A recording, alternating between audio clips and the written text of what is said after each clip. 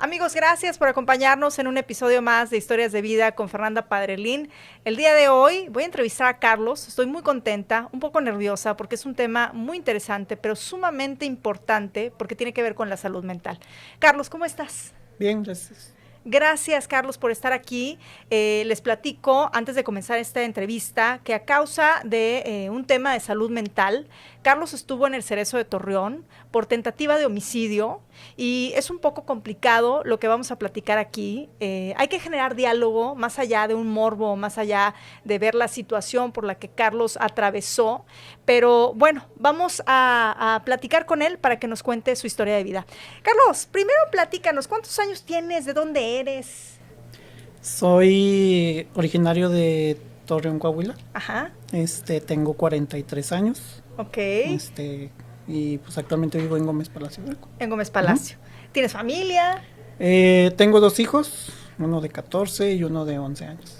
¿Cómo fue tu niñez? ¿Recuerdas un poquito de tu niñez? Sí, mi niñez la pasé principalmente en Hermosillo, Sonora. Mi papá es de allá, mi mamá es oriunda de aquí, entonces vivimos un tiempo aquí, estábamos chicos, nos fuimos a vivir allá. Mi niñez fue normal, feliz, llena de aventuras, porque mi papá es un aventurero innato. Él nos sacaba a muchos lugares. Wow. Llegamos a conocer muchas zonas de Sonora, digo, la playa cerca de ahí, creo que era de los lugares que más me gustaba, pero fue una infancia muy feliz. Era un entorno familiar sano. Sí, ¿Sí? sí. Excelente. ¿Tu adolescencia? Mi adolescencia fue seria, no era un joven que tenía muchos amigos. Mis amigos pues eran mis hermanos, tengo 3 hermanos. Casi todos me la pasé con ellos en la escuela. Mi adolescencia estuvo plagada de retos. Casi no salíamos porque realmente no éramos muy sociables en ese sentido, o sea, no éramos muy amigueros de irnos a fiestas o ese tipo de cosas, o sea, fuéramos más de estar en casa, porque así nos educó mi madre. Más familiares. Más familiares, sí. Y bueno, avanza después ya de la adolescencia, tu edad, tu etapa adulta. ¿Cómo eras de noviero? Realmente no fui muy noviero, fui una persona muy reservada en ese aspecto. Creo que no me sentía con mucha autoestima en ese sentido. Ok. Sí, entonces la única novia que tuve fue en la secundaria, pero yo creo que duró como una semana, 15 días, yo creo. O sea, realmente fue esos amores fugaces. Ok. Y yo me enamoré y me casé con la mamá de mis hijos. Ok. Ya cuando tenía yo 28 años, o sea, realmente no tuve noviazgos, no. Me dedicaba más a lo que era mi estudiar y ese tipo de cosas. ¿Te recibiste de algo? Sí, me recibí de licenciado en educación secundaria, en especialidad formación cívica y ética. Wow, qué inteligente. Oye, ¿te casas con esta persona, tu ex esposa? ¿Cómo era la relación? Cuéntame. Ok, los primeros años creo que fue una relación normal. Fue una relación de pareja normal en ese sentido, o sea, empezamos, bueno, yo empecé a trabajar en ese tiempo. Ella se quedaba en casa cuidando a mi hijo, más grande, ahorita ya tiene 14 años. Ella hacía sus labores de casa. Me atendía, salíamos, íbamos a bailes. Entonces, pues fue bastante normal. Yo creo que los primeros 6 años. 6 años. Luego empieza esta situación por la que tú, ahorita como ya lo comentábamos, al final te sucede esta etapa de tu vida tan difícil de llegar hasta un cerezo por un trastorno mental, pero ¿cómo se va desarrollando el tema con ella, en donde desafortunadamente ahí es donde detona esa situación de trastorno de personalidad disociativa? Híjole, no es fácil porque no puedo culpar a una persona sabiendo que también uno tiene la responsabilidad de lo que le pasa, porque si uno permite que te pase algo, también es tu responsabilidad. Pero después de los 6 años que viví con ella, que estuve felizmente casado, que me sentía feliz estar con ella, cambió completamente. Su actitud hacia mí fue muy controladora. Era una persona que constantemente me humillaba, me hacía sentir, voy a usar la palabra, miserable. Hubo situaciones en las que lo llegó a hacer enfrente de mis hijos. Yo no era una persona que reaccionaba violenta con ella en ese sentido, o sea, siempre trataba de esquivarla o de no contestarle, quedarme callado, que de hecho es un error porque al final de cuentas guardaba todo eso que sentía y lo iba guardando y que al final de cuentas desencadenó. Pero estuve casada con ella 12 años, 13 años. Los últimos años fue difícil porque constantemente era humillación tras humillación. ¿Te golpeaba? Físicamente no, me golpeó más emocionalmente. Porque tendía a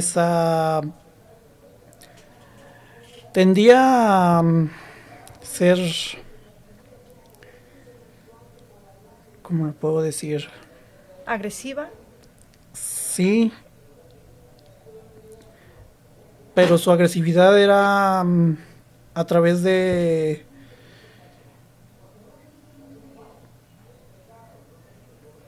palabras.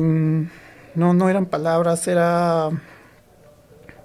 que es difícil. Tranquilo, sí. Es difícil. Poco a poco.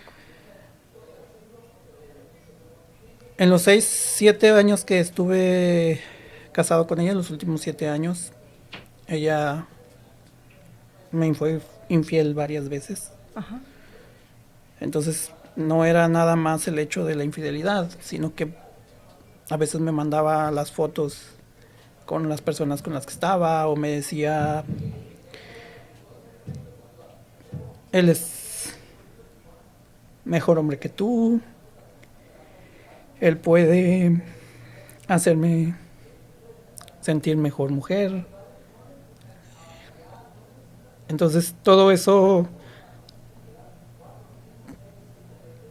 yo lo veía y decía, ¿por qué? Me preguntaba por qué sentido tenía hacer eso. Al final de cuentas todo eso se fue acumulando. Mi psiquiatra, la primera psiquiatra, la que me diagnosticó, dijo que todo ese daño fue lo que realmente causó el que yo fragmentara mi mente en todas las personalidades. Había mucho dolor entonces. Demasiado. ¿Te mandaba contenido sexual? ¿Te enseñaba fotografías? ¿Te Sí. martirizaba? ¿Cómo te sentías? Basura. Esa es la palabra. Pero más que nada era porque a veces estaba bien, a veces quería que estuviéramos bien y yo me confundía y no sabía qué decirle, no sabía si separarme de ella, porque no era nada más eso, eran las amenazas de me voy a llevar a mis hijos, te los voy a quitar, les voy a quitar el apellido, no los vas a volver a ver, no sirves como padre, no sirves como hombre, no sirves como nada. Todo eso realmente fue lo que desencadenó el trastorno. Uh-huh. Carlos, pero nunca hablaste con ella, nunca le dijiste, ¿por qué me haces esto? ¿Por qué me humillas de esa manera? O sea, estoy consciente que tú lo permitías, pero uh-huh. ¿Nunca le pusiste un alto? Tenía miedo de perder a mis hijos. Su manera en que yo quería separarme de ella, lo intenté varias veces, pero siempre dijo, no te voy a dejar ver a mis hijos. No te voy a dejar ver, me los voy a llevar. Tiene amigos en Oaxaca, tiene familiares en Ciudad Juárez. Dijo, me los voy a llevar. Y no me lo decía a mí, o sea, me los decía también, se lo decía a mi mamá, se lo decía a mis papás, o sea, ellos también estaban preocupados en esa situación. Entonces cuando trataba de hablar con ella, no quería, o ya me cambiaba el tema y me decía, ay, es que tú te crees todo, o tú esto y lo otro. ¿Y por qué crees que ella reaccionara así? ¿Qué faltaba en casa? ¿O qué pasaba? ¿O tú le hacías algo? ¿O la golpeabas? ¿O por qué te trataba de esa manera? Violencia en sí nunca hubo de mi parte hacia ella. Sí hubo reclamos, hubo muchos reclamos. Sí llegamos a gritarnos, porque yo le reclamaba, le llegué a reclamar muchas veces que por qué lo hacía. Trataba de no hacerlo, ya me abrazaba y me decía, ay, ¿cómo exageras esto, lo otro? Y recuerdo en una ocasión que me mandó un mensaje de un amigo de él que era policía de ahí del rancho. Recuerdo que esa vez estallé de coraje y le dije, ¿sabes qué? Ya me voy o voy a ir a buscarlo o esto. Y llegó, me abrazó, me dice, no hagas el ridículo. No hagas el ridículo. Me empezó a besar. Estaban ahí mis hijos, recuerdo. Entonces me detenía muchas veces por eso, pero el daño estaba ahí. Ahora también, no sé si sabías, pero también ese es un trastorno de personalidad narcisista el que ella tenía, porque bueno, pues triangulaba relaciones, estando casada contigo, de alguna manera el hacértelo saber. Es muy común que eso suceda en un país machista como en el que estamos en México, pero no es común que suceda de una mujer hacia un hombre. Sin duda tú lo viviste todos estos años, como tú lo dijiste, lo permitiste, pero eso no significa que tú tuvieras la culpa. ¿Cómo es que te empiezas a dar cuenta que tu salud mental empieza a cambiar?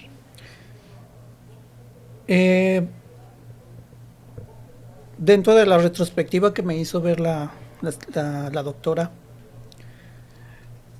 tuve que retroceder un año antes de que yo, porque no vivía yo con ella, porque realmente ya no podía vivir con una persona así. O sea, de hecho, nosotros teníamos nuestro negocio, ella tenía su negocio, abrimos otro negocio en otro ejido. Entonces iba con ella nada más para ver a mis hijos, o a veces me decía, ven. Un año atrás, te estoy hablando del 2001, yo empiezo a notar sobre todo ausencias mentales, en el sentido de que me quedaba mirando en un punto y no recordaba lo que había hecho, o a veces estaba escribiendo y no recordaba lo que yo escribía, o no era algo que yo había escrito. Por ejemplo, a veces me subía a un camión y me iba en ese camión y me bajaba ya hasta después de 3-4 cuadras. Algo que me explicó la doctora fue que esas ausencias eran el primer detonante de lo que iba a pasar, ¿no? Porque ya después, obviamente, llega la amnesia, porque uno de lo que ella me explicó fue que todas esas pérdidas de memoria, porque cada vez que entraba a una de mis episodios con las personalidades, yo no recordaba lo que pasaba. O sea, realmente yo no sabía, yo estaba asustado. Claro. El año antepasado, para enero, fue cuando realmente empezó a desarrollarse todo más fuerte, porque ella, recuerdo estar en el cuarto, en la habitación, no estaban mis hijos. No recuerdo qué es exactamente qué pasó, no recuerdo por qué discutimos. Recuerdo que ella estaba llorando Este,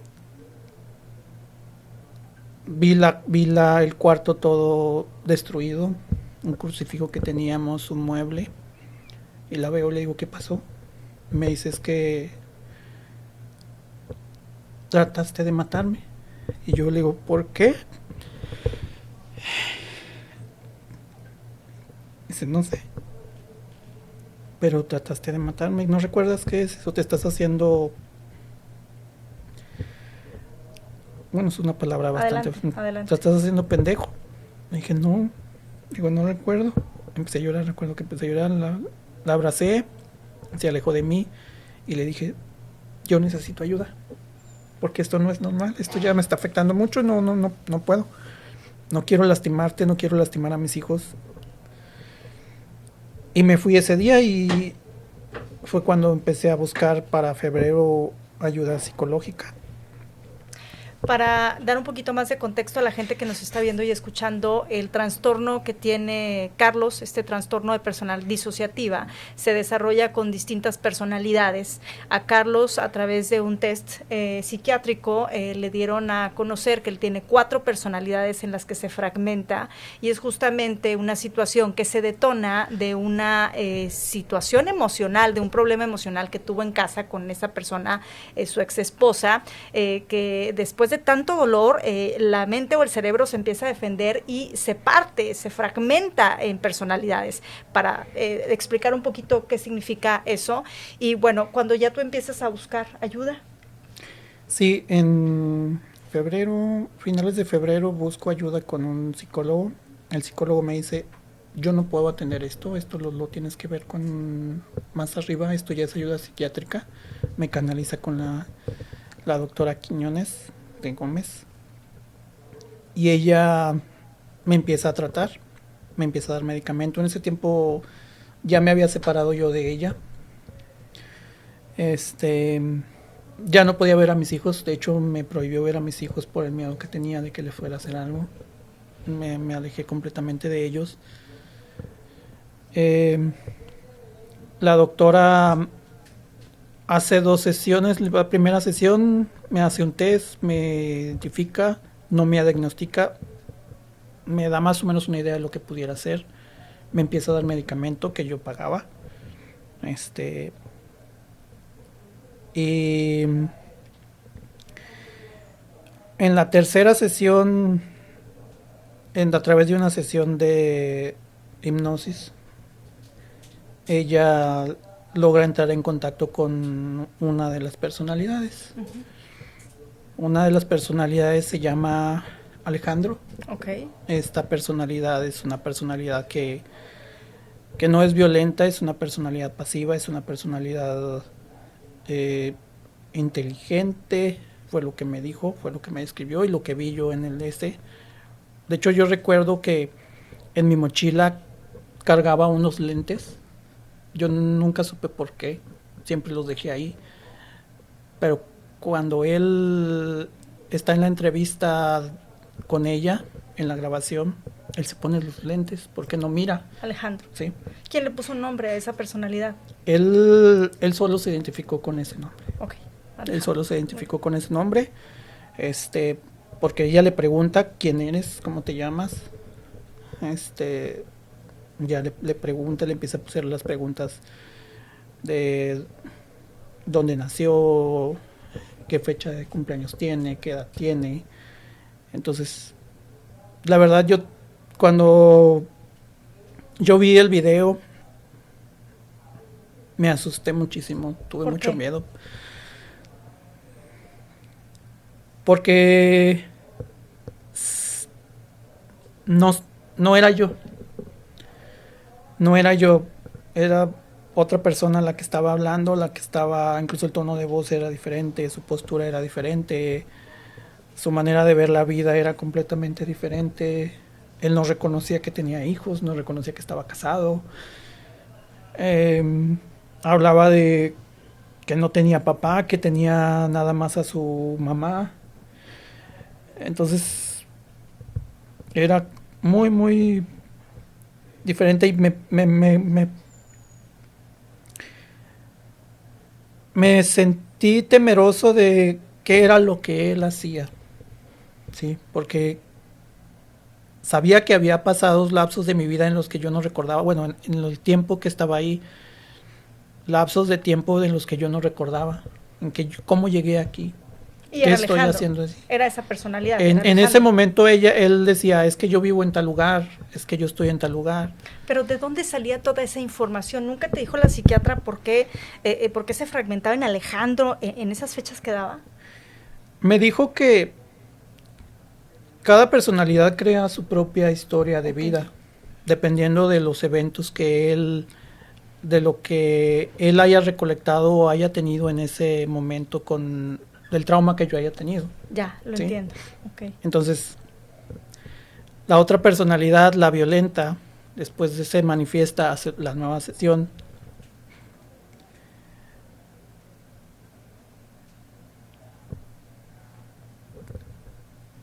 Y le tiene un odio, perdón. Adelante. Le tiene un odio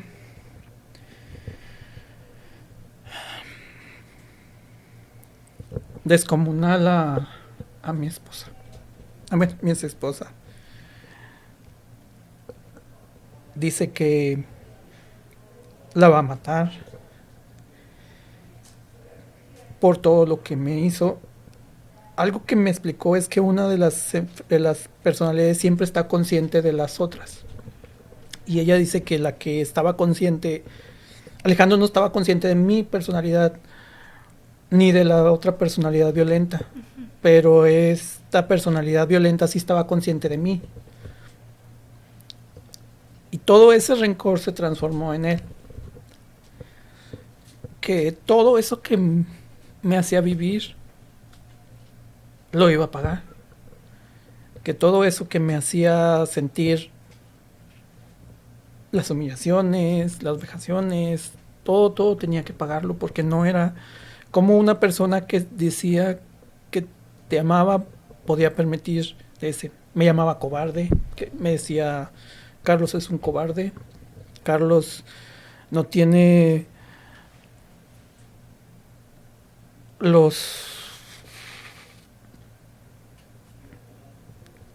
no tiene la fuerza para enfrentarse a ella, y yo lo voy a hacer por él.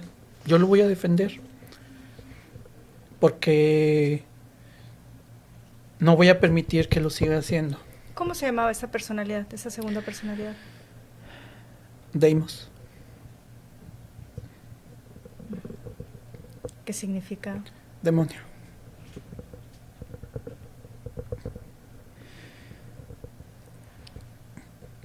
Recuerdo que esa vez que me enseñó el video, ella tenía miedo, la psiquiatra. Dijo que tuvo miedo. ¿Tú lo viste? Yo lo vi en la entrevista. De hecho, hubo un episodio que desencadenó todo lo que pasó después, por lo cual yo llegué al Cerezo. Yo ya lo escuchaba en mi cabeza hablando. A ti te lo muestran a través de una sesión de hipnosis que hiciste con una psiquiatra. Ahí es donde tú ves a esta personalidad endemoniada. Sí.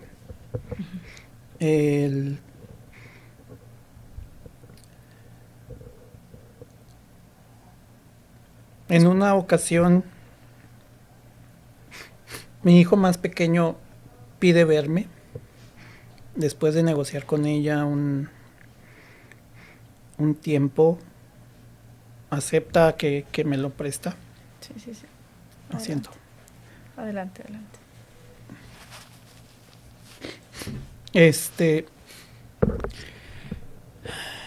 Y me mandó un mensaje, me dijo, pa, quiero verte. Yo ya estaba alterado por lo que había visto en el video, por lo que había escuchado. Tenía miedo de verlo, pero el niño insistía. Y le dije, sí, está bien.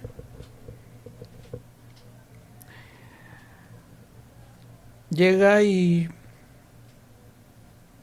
muy feliz él, me abraza, me pregunta que por qué ya no voy para allá.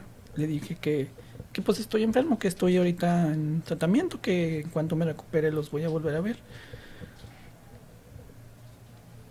Empezamos a platicar y todo, y de repente me dice, pa, dice, no te vayas a enojar. Le digo, ¿por qué? Es que mi mamá ya tiene novio.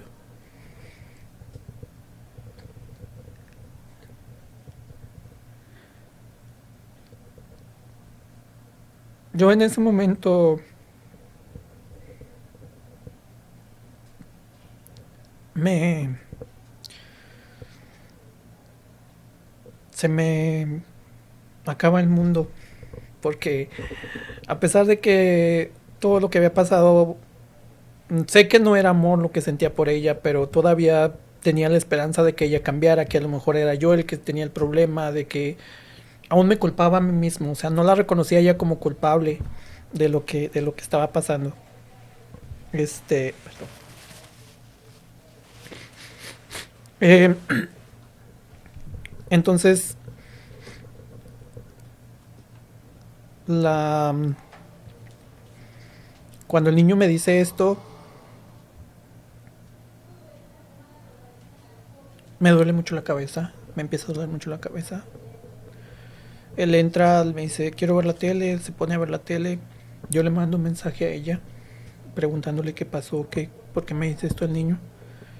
Me dice, no le creas, es mentira, no tengo a nadie, tú eres el único, recupérate para que estés otra vez con nosotros y esto y lo otro. Y le vuelvo a insistir, y al final dice, ¿sabes qué? Sí, conocí a alguien y pues ya no te quiero cerca de mis hijos porque él lo mismo me repitió, lo mismo, mejor hombre, mejor persona, mejor, lo quiere como papá de sus hijos.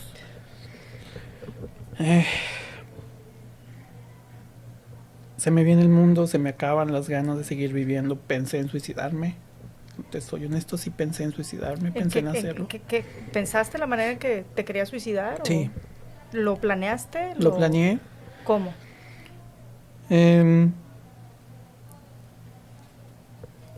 La doctora me recetó clonazepam para dormir. Me tomaba media tableta en la noche para poder dormir porque no dormía, porque a veces me levantaba en la noche y no recordaba haberme levantado, porque a veces veía prendida la computadora, veía escritos, veía comentarios. Entonces ella me dijo, te voy a dar esto para que te mantengas tranquilo. Tenía una caja, de hecho la compré, me voy a tomar todas las pastillas y... Eso pensabas, me voy a tomar todas las pastillas y ya no amanezco. ¿Qué te detuvo? Mis hijos. No quería... Pasé 6 años pensando que era un cobarde. Hacerlo era que ellos vieran que realmente sí era. El problema fue que ya no supe cómo manejarlo. La psiquiatra se va a Estados Unidos. De hecho fue lo último que me dijo. Necesitas internarte en un hospital psiquiátrico.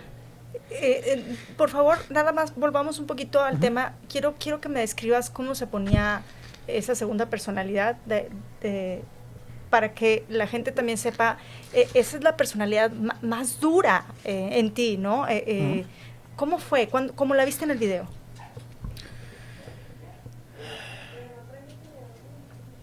Podías ver sus ojos llenos de ira, desencajados. La expresión en la cara era molesta. Su manera de hablar era tosca, grosera. Se refería a ella como la perra. O sea, así le decía. Así le decía.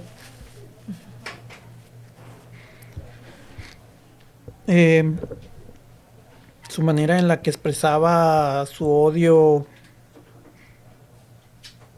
era demasiado vulgar. ¿Cómo se ponía su cuerpo de esa personalidad? ¿Cómo lo veías? Con ganas de golpear a alguien. Uh-huh.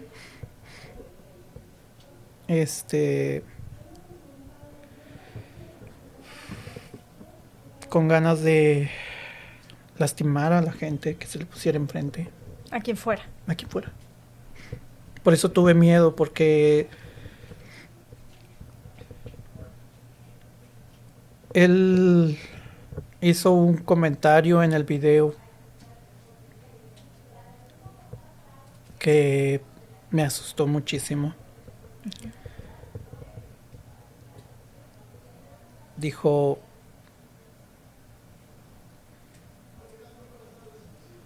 la voy a hacer sufrir a través de los niños.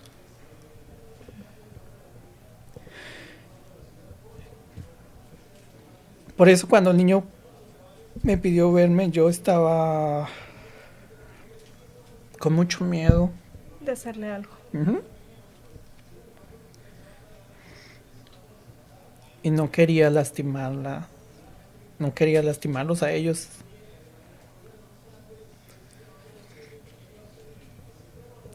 Y ese era él.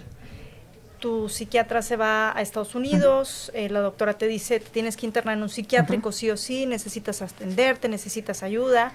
¿Qué haces tú después de que ella te dice eso? Traté de buscar, bueno, me quedo sin medicamento. Ok. Medicamento controlado. Sí, porque no tenías recetas para surtirlo. No, ya no tenía manera. Traté de buscar otros psiquiatras, ya no tenía tampoco dinero porque ella constantemente cada semana me pedía que le mandara y le mandaba lo que pedía para lo de la escuela, para esto. Nunca me desatendí de los niños, nunca. Pagaba lo mío y pagaba lo de ella.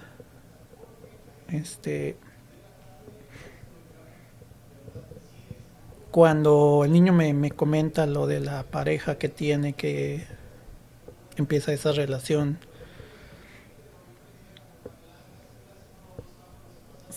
digo, se me viene el mundo encima porque también la psiquiatra me deja solo, realmente. Yo no le había comentado nada a mis papás tampoco. Nadie sabía Nadie sabía nada. Nadie donde estuve trabajando, bueno, donde estaba viviendo. Sí me preguntaban a veces cómo estaba, yo les decía que bien, pero eran los típicos respuestas de una persona deprimida. La depresión ya ves que a veces no se manifiesta así, de repente puedes estar bien y fingir una sonrisa, pero por dentro pues puedes estar quebrado.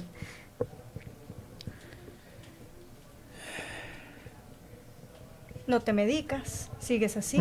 Que ese es un tema luego también muy difícil, que no tenemos acceso a la salud mental, a cómo tratar la salud mental, ¿no? Vivimos en un país que desafortunadamente, pues, el recurso económico de cierta población no le da más que para mantener una familia, pero no para pagar un especialista en salud mental, ni mucho menos los medicamentos que luego son tan costosos, y dejamos esa parte, ¿no? Por cubrir los gastos necesarios de una madre con sus hijos, que fue lo que te pasó a ti, dejaste de atenderte, y después viene lo peor, ¿no?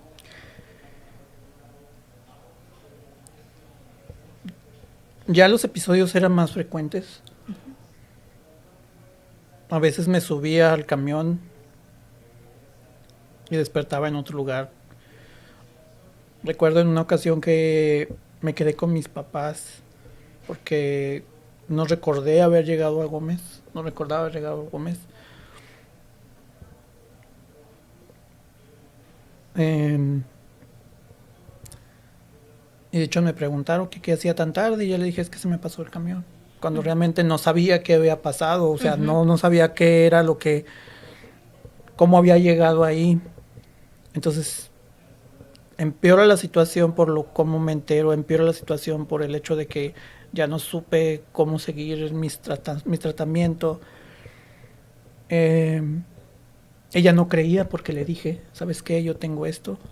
Dijo, no.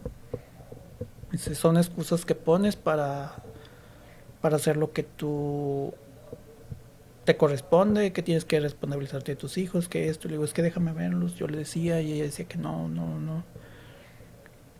Entonces ya realmente pedí el contacto con ella, le mandaba a veces mensajes para ver cómo estaban, le mandaba mensajes a mi excuñado y no me contestaban. Una vez, de hecho en una ocasión fui a verlos, eso me acuerdo que estaba un poco alterado.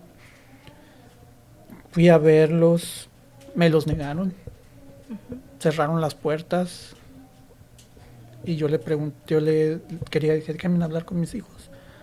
Los niños estaban adentro. Carlos Manuel, bueno, mi hijo más grande, me dijo, papá, es que te tenemos miedo.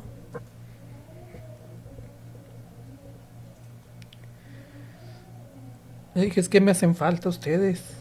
Necesito verlos para saber que están bien. Le digo, pero ¿por qué me tienen miedo? No me contestaron. En ese momento interrumpió mi cuñado, me dijo que me fuera de ahí de la casa. Y me fui.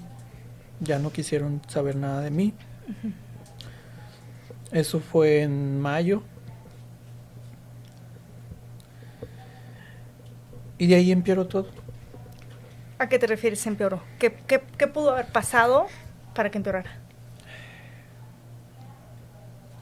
¿Qué hiciste?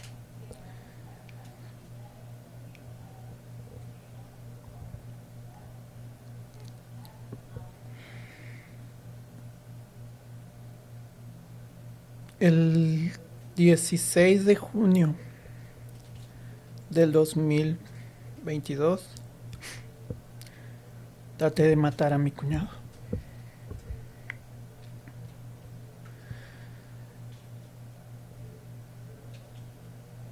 Recuerdo haberme levantado ese día. Ya no tenía medicamento.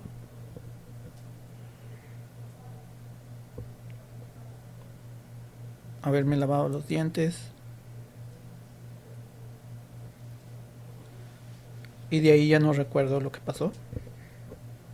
Hasta cuando él está encima de mí, sangrando de la cabeza. Yo tenía un martillo en mis manos. La mamá de mis hijos me estaba deteniendo, él me estaba deteniendo. Los dos me gritaban, reacciona, Carlos, reacciona. Yo reaccioné. Ella lloraba, decía que por qué había querido hacer eso. Yo le dije, ¿qué hice? Luego se me vinieron en la mente mis hijos.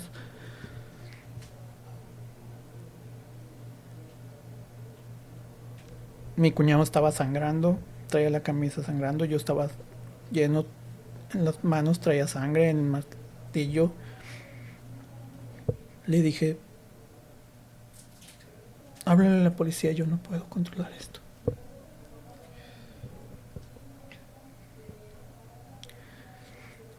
Suelto el martillo, lo tira mi cuñado. Me salgo de la casa. Ellos empiezan a gritar a la gente. La gente se empieza, de ahí del rancho se empieza a juntar. Yo me siento. Él me pregunta que por qué lo hice. Le dije, es que no sé qué hice. Dije, es que me golpeaste en la cabeza con un martillo.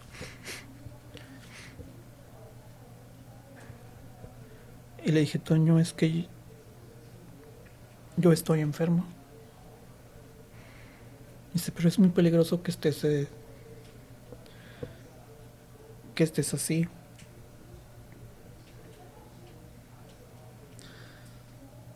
Me quedé sentado. Me dolía la cabeza porque no recordaba lo que había pasado. Ya hasta cuando ellos dieron la declaración, supe lo que pasó. ¿Cómo te detienen? La policía municipal de Torreón, bueno, ella habla por teléfono. Incluso tuvimos una conversación. Todavía tuvimos una conversación donde ella me decía que no me iba a dejar solo, que si me metían a la cárcel, que ella iba a estar ahí para mí, que también mis hijos, que ella sabía que ella era la que tenía, que era culpable por lo que esto había pasado, esto, lo otro. Llegan los municipales como 40 minutos después de que hizo la llamada, porque está lejos el lugar de donde... Ella llamó, ella te denunció. Sí, Yo me pude haber ido, Fernanda. Yo pude haber huido, pero no quería. Porque tenía miedo de lo que pudiera hacer. Y me quedé ahí esos 40 minutos esperando a que llegara. Me senté, llegaron las patrullas. Le expliqué al policía lo que tenía. ¿Cómo se portó el policía contigo? Dime la verdad. La verdad. No me creyeron. Me esposaron. Me pidieron que me sentara. Me esposaron hacia atrás. Apretaron mucho las esposas, así. Demasiado. El trayecto duró 40 minutos y sentía las manos dormidas. Lo subieron a ellos, fueron y presentaron la denuncia. Ya me llevan a los separos, duró 3 días ahí.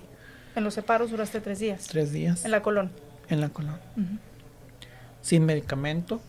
Me lo daban cada 24 horas, cuando yo debería haberlo tomado cada 6 horas. ¿Les informaste ahí en el le tribunal? Informé al médico que estaba ahí, que yo sufría de pero me dijo, aquí no vengas con chingaderas, nosotros no atendemos locos, y si estás loco, pues, nosotros no. ¿Esto sucedió en el Tribunal de Justicia Municipal? Sí. Ahí fue donde te dijeron eso.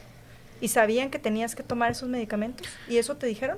Sí, desafortunadamente yo no traía en ese momento mis recetas, uh-huh, porque ya todas las recetas ya estaban entregadas en las farmacias donde yo tenía que...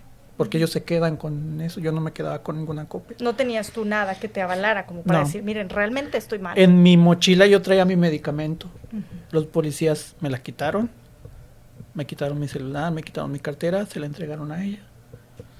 Realmente me dejaron sin nada con qué defenderme. ¿Y ella no pidió que te dieran los medicamentos? No. ¿Ella no te dio tu medicamento sabiendo que lo tenías que tomar? No.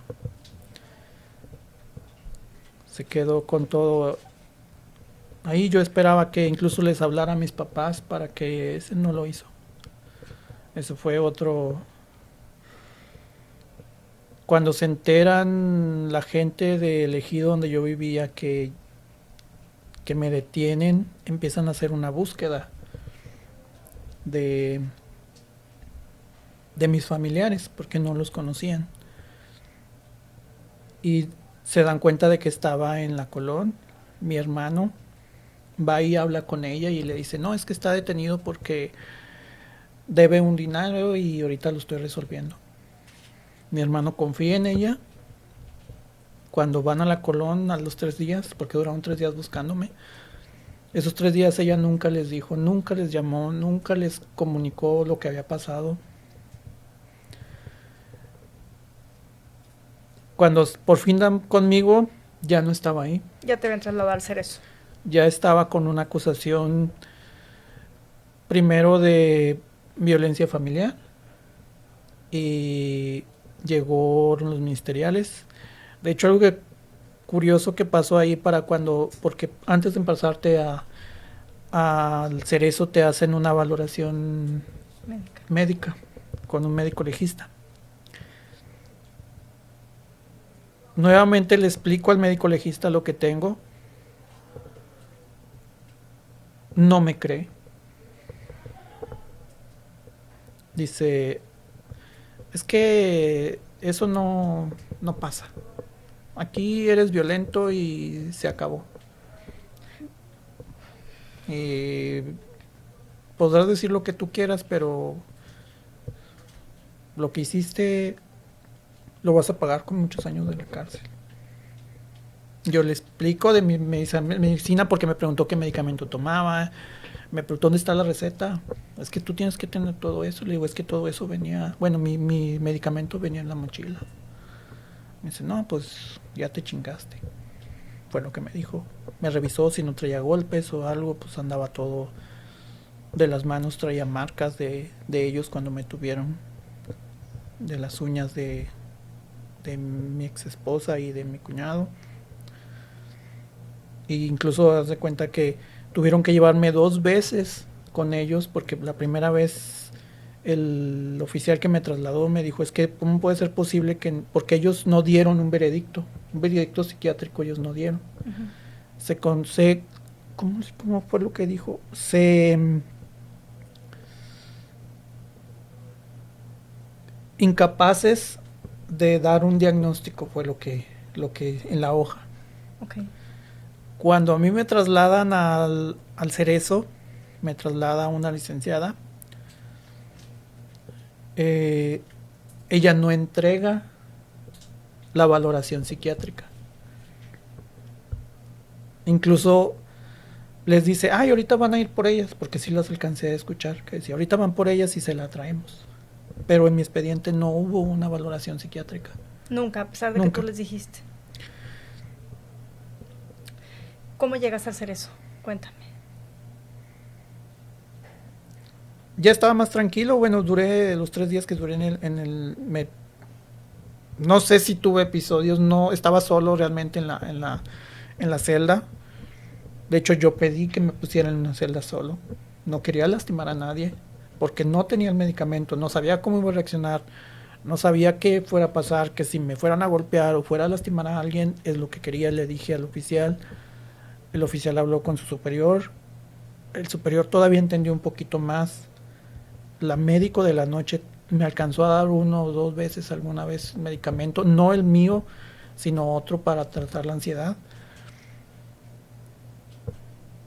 Comía a veces, no dormía, me la pasaba en vela.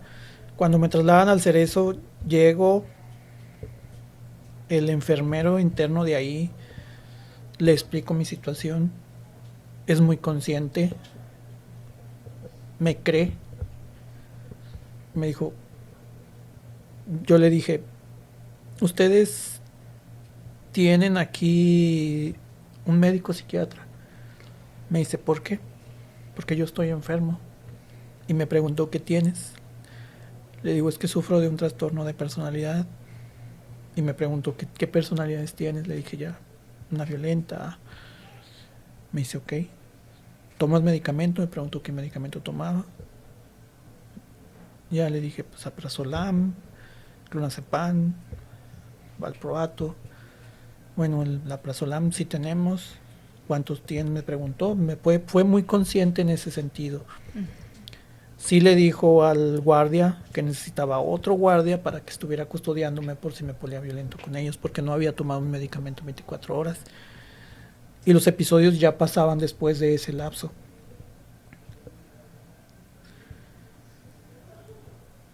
Llego que a las 6, 7 de la tarde, creo. Me pasan. Me revisan todo, que no llegué golpeado ni nada. Y me ponen en el área de indiciados.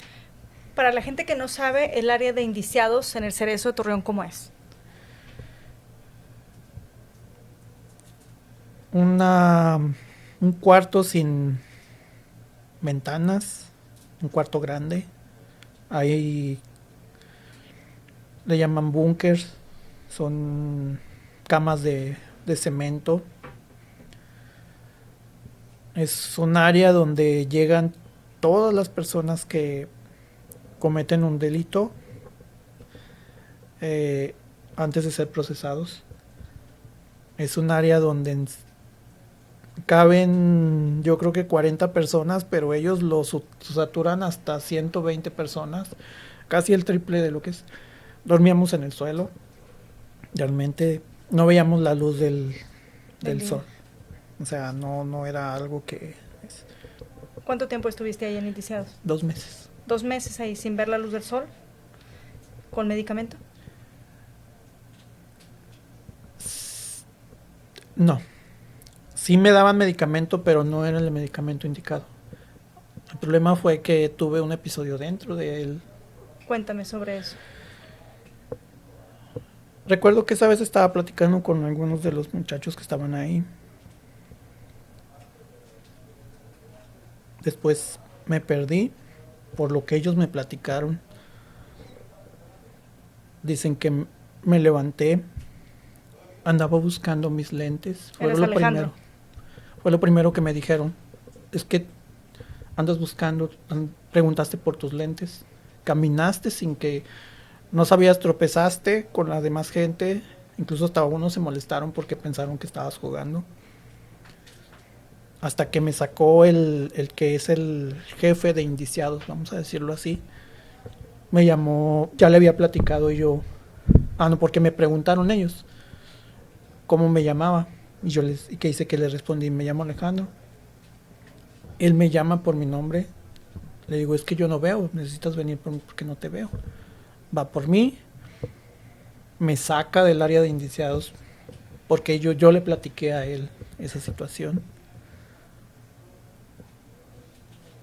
Medio me creía hasta que pasó el episodio. ¿Qué hiciste? Gracias a Dios no pasó nada más de lo que hubiera habido algún incidente con los internos. Lo único que hicieron fue sacarme del área de indiciados, me sentaron en una banca, le mandaron a hablar al comandante, el comandante le manda a hablar al enfermero y el enfermero empieza a hablar conmigo y me empieza a decir, ¿cómo te llamas? Bueno, pues lo que me comentaron ellos, ¿cómo te llamas?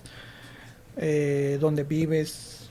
Les empezó a contar de eso, le preguntaba que dónde estaba, qué hacía. Y ahí en ese momento se empiezan a dar cuenta de que sí realmente tienes ese problema de personalidad, y ahí es donde se alertan dentro del cerezo, ¿no? Sí. Ahí es donde dicen, no, este no es tu lugar, ¿no? De hecho, algo que me dijo el interno, los dos internos, los dos enfermeros, es que ese no era el lugar para mí. Que hiciera todo lo posible por salir porque iba a empeorar la situación. Iba a empeorar la situación y porque era un ambiente de estrés constante. Era un ambiente en el que recibía amenazas, era un ambiente en el que estaba constantemente en una zona donde eran violentos, donde eran agresivos. ¿Te llegaste a pelear ahí en el cerezo? No. ¿Nunca? ¿Cuánto duraste ahí? 6 meses. 6 meses. Y durante esos 6 meses estuviste 2 meses en indiciados y luego ya vas a proceso. ¿Cómo te procesan? Después de que tuve el episodio, el enfermero logra regresarme a mi estado normal. ¿A Carlos? A Carlos. Reacciono llorando, miro al comandante y le pregunto que si lastimé a alguien, me dice, no te preocupes. Él de hecho se queda sorprendido porque no era yo el que estaba ahí. Sí, te cambia el cuerpo, te cambia la fisonomía, te cambia todo, ¿no? Y me dice, necesitamos buscarte ayuda porque no te podemos tener aquí. ¿Y qué hace? Y trata de hablar con el comandante. El comandante no le cree.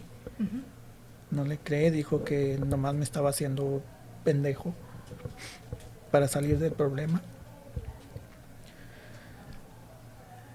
No me mandan eso fue 1 mes y medio antes de que me bajaran a población. Yo pregunté que si me iban a bajar a población y me dijo que no podían arriesgarse a tenerme allá abajo, sin control, sin nada. Dice, te podemos poner en el área de los 80. Claro. Población es donde ya están los que tienen un proceso de años en cárcel, y es donde todos pueden convivir, donde van a sus terapias, donde hacen actividades, donde pueden estar juntos sin ningún problema. Y te mandan al área de los 80. ¿Qué es el área de los 80? En el Cerezo hay un módulo que es el módulo 20, donde están todas las personas que sufren un trastorno mental. Okay. El código para loco es 80. De hecho, fue lo primero que me dijeron a mí cuando llegué ahí. Este es 80, tengan cuidado con él. Tiene demonios. De hecho, ese fue el apodo que me pusieron. 7 demonios. ¿Por qué? Así te lo pusieron. Y llegas a ese módulo entonces.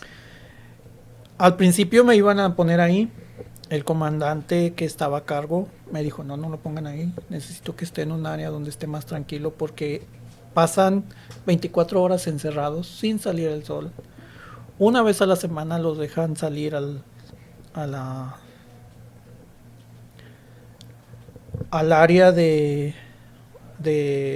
de alrededor del módulo encerrados, nada más para que les dé el sol, pero todos los demás están encerrados, medicados, Ujú. sin, sin ver a nadie. Son personas que realmente no tienen visitas de familiares. Qué fuerte. Muchas veces porque ellos no quieren, muchas veces porque los familiares no pueden tenerlos ahí, o más bien los tienen ahí porque no pueden cuidarlos afuera. Ok. Y que cometieron un delito. Y que obviamente, cometieron un ¿verdad? delito. Sí. Ok. ¿Y luego a ti qué te pasa? Me pasan al área al módulo 21. Ujú. Ahí todavía traía muchas emociones encontradas, porque realmente los 2 meses que estuve en el área de indiciados fue terrible, porque se me vinieron imágenes difíciles de procesar, emociones difíciles de canalizar. No era capaz de procesar mis ideas. Yo pensaba que mi familia me había abandonado. O sea, yo Ujú. tenía la idea de que ellos estaban apoyándola a ella. Ya. Decía yo, cuando les llegaba a veces la ropa o el dinero, a mí no me llegaba nada. Llegué a llorar varias veces. Los compañeros me decían, no llore, sea hombre, agarren las cosas como vienen. Pero ellos no entendían, o sea, mi enfermedad, y luego estar ahí y luego no saber nada de mis hijos, y luego yo esperaba, o sea, yo me imaginé que mis papás, mis hermanos la estaban apoyando a ella y que me iban a dejar ahí por lo que había hecho contra el hermano. Cuando me bajan a población todavía no veía a mis papás. Ok. De hecho, mi mamá interpuso una denuncia porque para ella me tenían incomunicado, Ok. porque bueno, no tenía manera de comunicarme con ellos. Digo, este comandante habló conmigo el día que vinieron a presentar la denuncia, Ujú. y me preguntó que si me habían maltratado, que si me habían amenazado.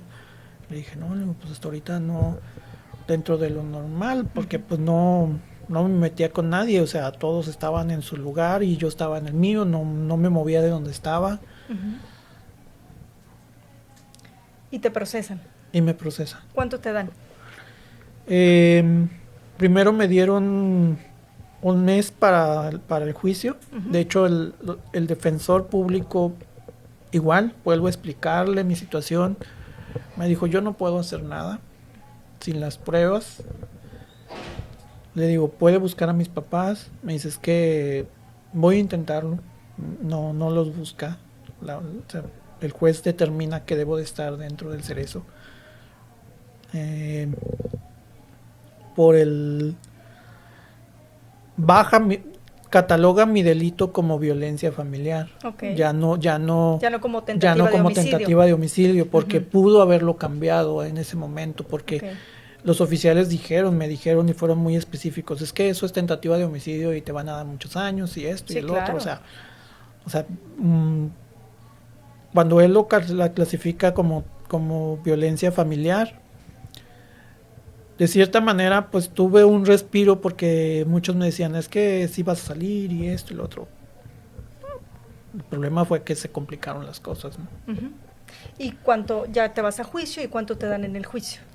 Me dan otros 2 meses ¿Para estar ahí en la cárcel? para estar en la cárcel. Ajá. En esos 2 meses tengo la oportunidad de conocer al médico de ahí, del Cerezo. ¿Cómo se llama? ¿Te acuerdas? No recuerdo su nombre. Ok. Era un médico joven. Habló conmigo y me dijo qué era lo que tenía. Ujú. Bueno, le expliqué lo que tenía. Me preguntó, ¿estás diagnosticado? Sí. ¿Tienes cómo probarlo para poder tener el medicamento? Le digo, no, porque todo eso se lo quedó ella. Ok. Dice, ¿tus familiares saben de tu enfermedad? Me dijo, no. Ok. Dice, déjame ver qué puedo hacer.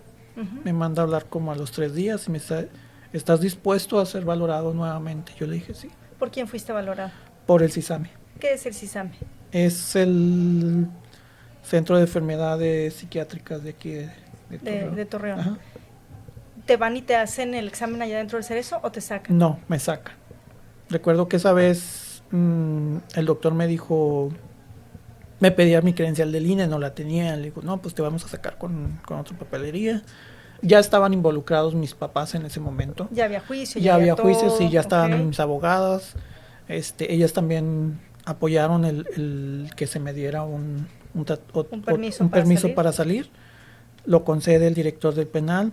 Me sacan, me llevan al examen. El doctor me hace una entrevista. Da un diagnóstico no erróneo, sino todavía estaba dentro de lo que pasaba. Lo que pasa es que él tenía que tener más pruebas. De hecho, me dijo, una de las cosas que me dijo, puede ser que hayas tenido una convulsión cuando eras niño, que de hecho sí la tuve. También pudo haber sido por eso. Sí, wow. O sea, fue lo que me dijo él. Órale. Una convulsión. Y que de hecho a mi mamá, cuando yo le platiqué que tuvo la visita, me dijo, hijo, es que a mí me dijo el médico que también te iba a causar problemas. De trastorno. Problemas cuando tuviera cuando que fuera creciendo, pudiera causarme algún problema. Uf. Entonces realmente no te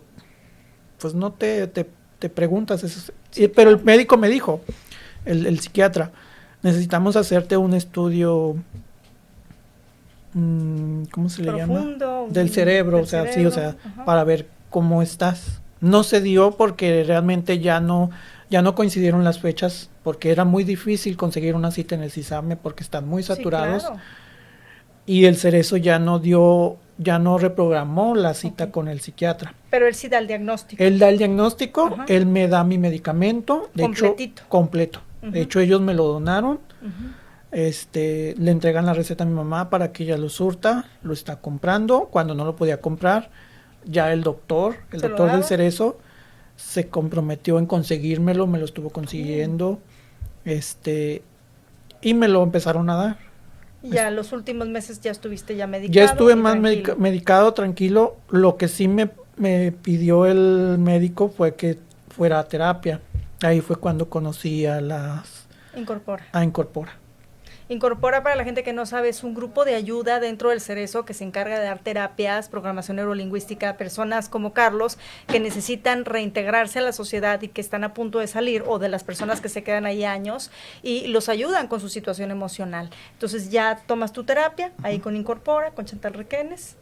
Sí, Claudia, que es mi terapeuta, que aún todavía la veo, ella empieza a tratarme. Cuando me encontró de una manera muy vulnerable. Sí, fue muy difícil para mí abrirme completamente, contarle todo esto, que viera lo que había pasado.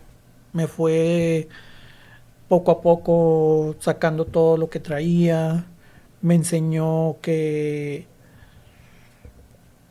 era un ser amoroso, que a final de cuentas lo que yo era no lo determinaba otras personas. Exacto.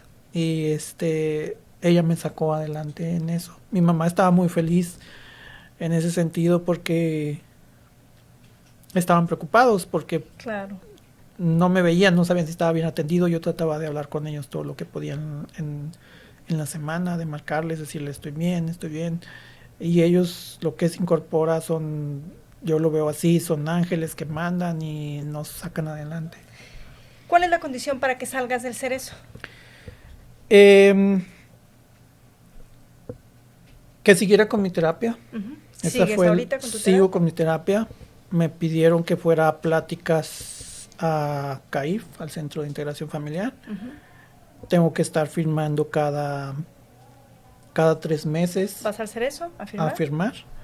Y ¿te divorciaste, tengo entendido? Sí, estoy divorciado. No puedo tener contacto con el hermano de mi ex esposa. ¿Puedes ver a tus hijos? Ahorita ya estoy en proceso de ya los veo, ya se me permite verlos. Aún está un poco renuente y tiene miedo, yo la entiendo.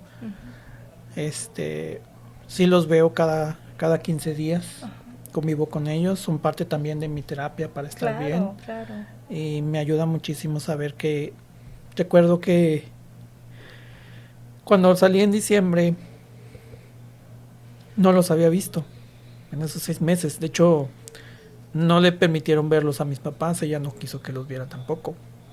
Cuando los veo para el día 25 de diciembre, bajo de las escaleras y están ahí. Y los dos no sabían qué hacer. Y mi hijo más grande se levanta y me abraza y me dice: no te odio, papá, no te odio.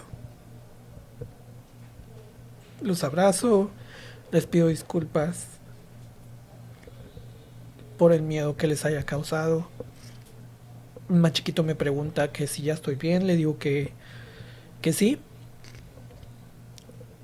Y convivo con ellos.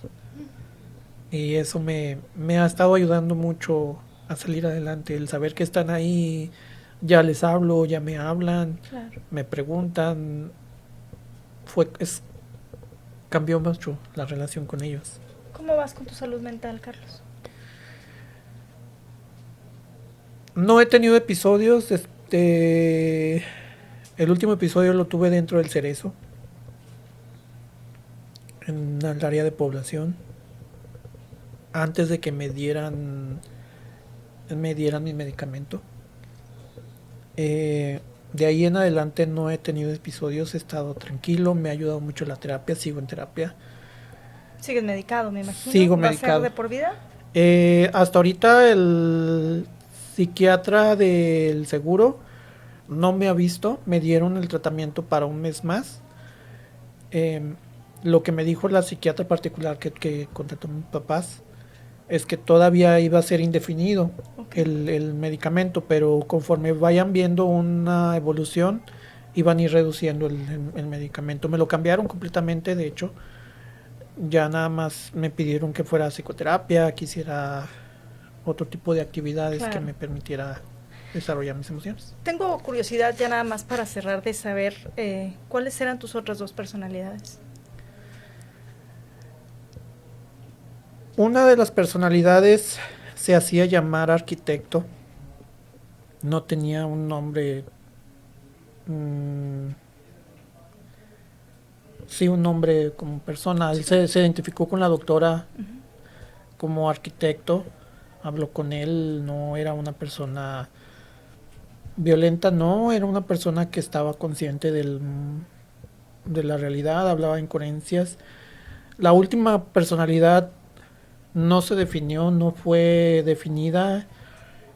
Apareció en el video, pero no dijo nada, no comentó nada, no expresó nombre ni nada. Ella trató de hacerlo hablar. Lo único que dijo fue que no quería hablar en ese momento, fue lo único que dijo. Que finalmente, Carlos, yo creo que se puede fragmentar en 4, en 8, en 10, en 20 personalidades, dependiendo del trauma que pase la persona. Pero yo te quiero agradecer, de verdad, es sumamente importante lo que nos estás contando, porque hay que sensibilizarnos un poco sobre el tema de la salud mental cuando no se llegan a atender y puede haber un trauma o una situación médica de por medio.